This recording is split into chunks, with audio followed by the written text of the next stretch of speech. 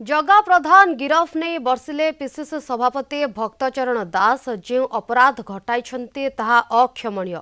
OS अधिकारी विरोध में अनीति और अधर्म करथिले। ओएस संघ आगरे मुंड नुआइले।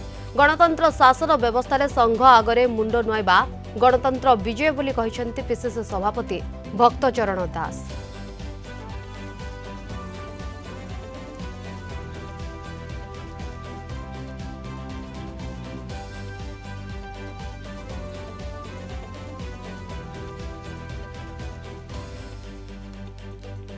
ऑफिसर मानकर जो दाबी थिला सेटा को सरकार मानिबा पई बाध्य हेले तांको सामने झुकिबा पई बाध्य हेले।